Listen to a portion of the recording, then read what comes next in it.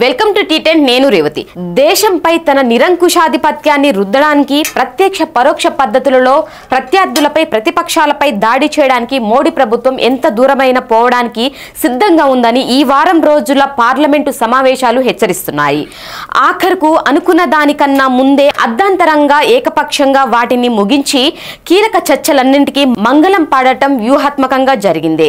అటు రాజ్యాంగానికి ఎసరు పెడుతూ రాజకీయ రభస రగిలించడమే గత భౌతికంగా ఇటు రాష్ట్రాల్లోనూ అటు రాజధానిలోనూ బీజేపీ సంఘ్ పరివార్ ప్రయోగిస్తున్న పాచికలు అన్ని ఇన్ని కావు. బడా మీడియా అనేక కీలక ప్రాంతీయ పార్టీలు వంత పాడుతున్నాయి గనక సామాన్య ప్రజలకు వీటి తీవ్రత అందకుండా పోతున్నది. ఒకదానికి ఒకటి అడ్డం పెడుతూ అనుకున్న దిశలో బండి నడిపించుకోవడానికి బీజేపీ ఎన్డీఏ భాగస్వాములను కూడా మద్దతుదారులుగా మార్చుకుంటున్నది. దేశ చరిత్రలోనే లేని విధంగా పార్లమెంటు వేదికపై అడ్డుకోవడాలు అఘాయిత్యాలు జరిగిన తెలుగు రాష్ట్రాల్లో కీలక ప్రాంతీయ పార్టీలు నోరు మెదపకపోవడం ఇందులో ఉదాహరణ మాత్రమే.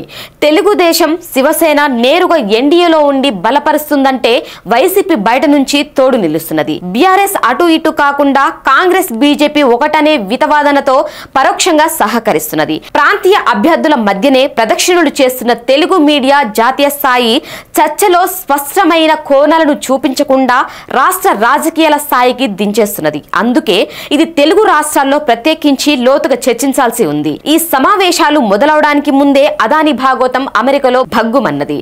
మోడీ నుంచి జగన్ వరకు విస్తరించిన ఈ వ్యవహారంలో చంద్రబాబు నాయుడు ప్రభుత్వం కూడా ప్రస్తావనకు వచ్చింది. ఈ అంశం చర్చకు చేపట్టాలని ప్రతిపక్షాలు ఎంతగా పట్టుబట్టినా పోరాడినా మొండిగా నిరాకరించిన బీజేపీ కుయుక్తులతో రాజ్యాంగం ఏర్పాటు 75వ వార్షికోత్సవాల ప్రహసనం చేపట్టి ప్రవచనాలు గుప్పించింది. నెహ్రూపై ద్వేషపూరితమైన వ్యాఖ్యలతో విషం కక్కింది. అదానిపై చర్చను పక్కదోవ పట్టించడం కోసం జార్జి సోరెస్ కథనం తీసుకొచ్చి సోనియా గాంధీ కాంగ్రెస్లతో పాటు లౌకిక పక్షాలు కూడా ఆయన తరపున పనిచేస్తున్నారని దుష్ప్రచారానికి దిగింది. గతంలో సమాంతర మీడియాపై దాడికి కూడా ఇదే వాదన చేయడం గుర్తుండి ఉంటుంది. ఏతవాద సోరెస్ తో చేతులు కలిపి భారతదేశానికి వ్యతిరేకంగా ప్రతిపక్షాలు కుట్ర చేస్తున్నాయనేది సంఘ్ పరివార్ అల్లుతున్న అబద్ధపు పురాణం. అదే నిజమైతే 10 ఏళ్లుగా అప్రతిహత అధికారం చెలాయిస్తున్న వారు ఎందుకు శోధించి బయటకు తీయలేకపోయారు? న్యూస్ క్లిక్ వైర్ వంటి వాటికి అండగా ఉన్న సింగం చైనా ఏజెంట్ అంటూ ఇదే ప్రచారం చేశారు గాని చివరకు చెప్పిందేమీ లేదు. ఇప్పుడు తామే చైనాతో సాధారణ సంబంధాలకు చొరవ తీసుకున్నారు. దేశ ద్రోహులుగా ప్రతిపక్షాలపై ముద్ర వేయడం ఒక పథకం ప్రకారం సాగుతున్న కుట్ర. సిపిఎం సభ్యుడు జాన్ బ్రిట్టాస్ రాజ్యసభలో దీనిపై చక్కటి చురక వేశారు. నెహ్రూ వ్యతిరేక ప్రచారం కోసం ఒక ప్రత్యేక మంత్రిత్వ శాఖను ఏర్పాటు చేస్తే పోతుందని ఆయన అన్నారు. మాజీ ప్రధాని వాజ్పేయి స్వయంగా రాజ్యసభలో ఒకప్పుడు నెహ్రూను రాముడితో పోల్చారని, అలాంటి నెహ్రూ ఇప్పుడు రావణుడై పోయాడని వ్యాఖ్యానించారు. కేరళలో నంబూద్రిపాద్ ప్రభుత్వాన్ని రద్దు చేసిన నెహ్రూతో తమకు విభేదాలున్నాయి, కానీ ఆయనపై ద్వేష ప్రచారానికి తాము వ్యతిరేకించామన్నారు. ఎమర్జెన్సీని తాము వ్యతిరేకించాము, కానీ ఇప్పుడు దేశంలో అప్రకటిత ఎమర్జెన్సీ నడుస్తున్నదని హెచ్చరించారు. 56 అడుగుల ఛాతీ గల ప్రధాని హయంలో బయట నుంచి ఎవరో మన దేశాన్ని అస్థిరపరిచే కుట్ర చేస్తున్నారని చెప్పుకోవడం అవమానం కాదా అని బ్రిటాస్ వేసిన ప్రశ్న ఎక్కడ కనిపించకపోవడం ఆశ్చర్యమే. సోరెస్ తో సంబంధాలు, దేశ ద్రోహం వంటి అంశాలపై సంయుక్త పార్లమెంటరీ కమిటీ వేయాలని కోరారు. ఆ కమిటీ ప్రత్యేక దర్యాప్తు చేపడితే ఆ మూలాలు మోడీ ఇంటి దగ్గరే తేలతాయని బ్రిటాస్ వ్యాఖ్యానించారు. ఎందుకంటే మనం ఐక్యరాజ్య సమితి ప్రజాస్వామ్య నిధికి విరాళం ఇస్తున్నాం, దానికి సోరెస్ కు సంబంధం ఉంది, మరి మనమే ఆయనకు డబ్బు పంపుతున్నామా అని ప్రశ్నించారు. ఈ వ్యవహారంలో అమెరికా పాత్ర గురించి ఎందుకు మాట్లాడటం లేదు? అదాని గురించి విస్తారంగా వచ్చిన దాన్ని దాటేసి కృత్రిమంగా సోరెస్ రచ్చ ఎందుకు తెచ్చినట్టు?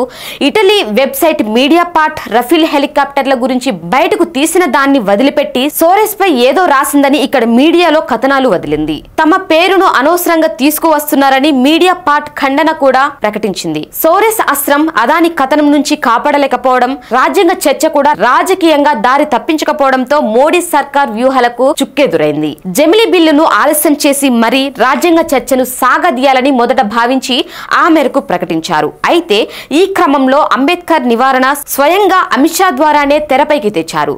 రాజ్యాంగాన్ని రూపొందించడం సాధించడం ద్వారా హక్కులు కల్పించిన అంబేద్కర్ పేరు చెప్పడాన్ని ఫ్యాషన్ గా చిత్రిస్తూ దానికి బదులు దేవుడి పేరు అన్నిసార్లు తలుచుకుని ఉంటేనన్నా పుణ్యం వచ్చేదని చెప్పడం అంటే అర్థమేమిటి?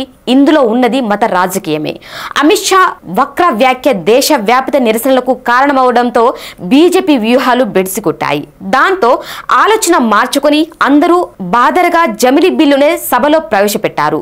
ఆ రాజ్యాంగ సవరణ బిల్లు ప్రవేశపెట్టడానికి పాటించాల్సిన నిబంధనలకు తిలోదకాలు వదిలి మొండిగా ముందుకు తెచ్చారు. అయితే దాన్ని బీజేపీకి పంపించడం ప్రజాస్వామ్య కోసమేనన్నట్టు కొత్త నాటకం నడిపించారు. అయినా అసలు ఉద్దేశం బయటపడిపోయిందన్న నిస్పృహతోనే నేరుగా ప్రతిపక్ష నేతను అడ్డుకోవడానికి సిద్ధమయ్యారు. రాహుల్ గాంధీ, మల్లికార్జున ఖర్గే సభలోకి వస్తుంటే మకర ద్వారం దగ్గర 5గురు బీజేపీ సభ్యులు అడ్డు తగలడమేమిటి? ఇలాంటిది గతంలో ఎప్పుడైనా జరిగిందా? తర్వాత బీజేపీ సభ్యులు ప్రతాప్ చంద్ర సారంగి, ముఖేష్ రాజ్పుత్ గాయపడ్డారంటూ ఆయనపై 4 సెక్షన్ల కింద కేసు పెట్టారు. వారు అడ్డుకోవడం వల్లనే ఘర్షణ జరిగిందని, తనకు గాయమైందని ఖర్గే ప్రకటించారు.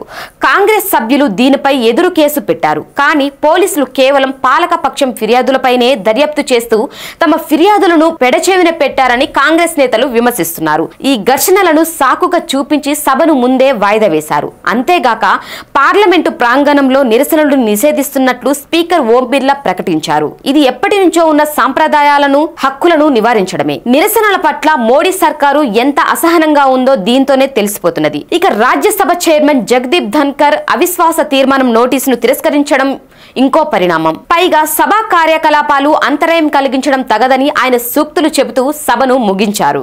ఉభయ సభల్లో నిరసనలు లేకుండా అడ్డుకోవడం, ప్రతిపక్షాలు ఎంత అభ్యర్థించినా న్యాయమైన చర్చకు అనుమతించకుండా వాటిపైనే విద్రోహం ఆరోపణలు చేయడం బీజేపీ ఇరకాటానికి అద్దం పట్టింది. చర్చలు సవ్యంగా జరిగితే ఎదుర్కోలేమన్న భయంతోనే ముందే అడ్డుకోవడం ఇక్కడ వ్యూహం. అంత అయ్యాక రాజ్యసభ 60%, లోక్సభ 45% సమయం వృధా అయిందని, పెట్టిన 16 బిల్లులో ఒక్కదాన్నే ఆమోదించగలిగిందని ముసలి కన్నీళ్లతో నివేదికలు విడుదలయ్యాయి. అంబేద్కర్ ను అవమానించినందుకు క్షమాపణలు చెప్పడం కానీ, కనీసం సర్ది చెప్పడం కానీ ఇప్పటికి జరగలేదంటే మనువాద సిద్ధాంతకర్తల నిజస్వరూపం ఏమిటో తెలుస్తుంది. నిజానికి 1992లో అంబేద్కర్ వర్ధంతి రోజైన డిసెంబర్ 6న బాబ్రీ మసీదు విధ్వంసానికి పాల్పడినప్పుడే వారు లౌకిక తత్వంతో పాటు పార్లమెంటరీ ప్రజాస్వామ్యం పైన, అంబేద్కర్ పైన తమకు ఏమాత్రం గౌరవం లేదని చేతల్లో చెప్పేశారు. రాహుల్ గాంధీపై కేసును నేర పరిశోధన విభాగానికి అప్పగించారు గనుక ఏ మలుపు తిప్పుతారనేది చెప్పలేం.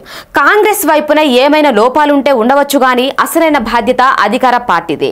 ఇదే సమయంలో ఆర్ఎస్ఎస్ అధినేత మోహన్ భగవత్ ప్రతి మసీదు కింద మందిరాలున్నాయని వివాదాలు విస్తరించడం సరికాదని నీతి పాఠాలు చెప్పడం కూడా సందేహాలు పెంచింది. ఎందుకంటే అన్ని చోట్ల కాదు, కొన్నింటిపై కేంద్రీకరించాలనే వ్యూహం తీసుకోబోతున్నట్లు కనిపిస్తున్నది. అయోధ్య తర్వాత కాశీ, మధుబాకి హై అన్న వారి ప్రచారం బాగా తెలిసిందే గనుక ఆ దిశలో వ్యూహాలు నడవచ్చు. సంబల్లో మసీదు సర్వేను సుప్రీంకోర్టు నిలిపివేసిన అదే చోట మరేదో మందిరం బయటపడిందంటూ జాతీయ స్థాయిలోనే హడావుడి సాగిస్తున్నారు. అక్కడ సర్వేలు మొదలు పెట్టారు. అలహాబాద్ హైకోర్టు న్యాయమూర్తి శేఖర్ యాదవ్ విహెచ్పి సభలో విద్వేష ప్రసంగం చేయడాన్ని సుప్రీంకోర్టు కొలీజియం పిలిచి మందలిస్తే యూపీ ముఖ్యమంత్రి యోగి ఆదిత్యనాథ్ సమర్థిస్తున్నారు. మసీదులు, మందిరాలపై మోహన్ భాగవత్ మాట్లాడిన దానికి భిన్నంగా రెచ్చగొట్టే వ్యాఖ్యలు వినిపిస్తున్నారు. ఈ ద్వంద్వ క్రీడ మనకు బాగా పరిచితమైన సంఘ్ పరివార్ పని విభజనలో భాగమే. తమ వాదనలు, వ్యూహాలు, దాడులపై నిరసన వస్తున్నది గనకే సన్నాయి నొక్కాలని ఒకరు తీసుకుంటే మరొకరు మామూలుగా విద్వేషకాండ సాగిస్తున్నారని అర్థం చేసుకోవాలి. తిరుమల కొండపై అన్యమత ఉద్యోగుల తొలగింపులు అంటూ మొదలుపెట్టి ఇప్పుడు షికారి తెగవారిపై ఆ ముద్ర వేసి దుకాణాలు ముయించి వెళ్లగొట్టడం దేనికి నిదర్శనం? నూతన మతమే భారతీయుల జాతీయ మతమని యోగి ఆదిత్యనాథ్ ఉవాచ. ఒకే దేశం, ఒకే ఎన్నిక, ఒకే మతం, ఒకే పార్టీ, ఒకే నేత అనే నినాద పరంపరకు పరాకాష్ట కాగానే వీటిని చూడక తప్పదు. ఇంత చేసినా లోక్సభలో మెజారిటీ కోల్పోవడం, రాజ్యసభలో అసలే లేకపోవడం బీజేపీకి మింగుడు పడని పరిస్థితిగా తయారైంది. తత్ఫలితంగానే పార్లమెంటును రణక్షేత్రంగా మార్చేందుకు సిద్ధమైపోయారని తాజా సమావేశాలు చేసిన హెచ్చరిక. దీనిపై మీ కామెంట్ తెలియజేయండి. ఇది వాళ్ళ న్యూస్. చూస్తూనే ఉండండి T10.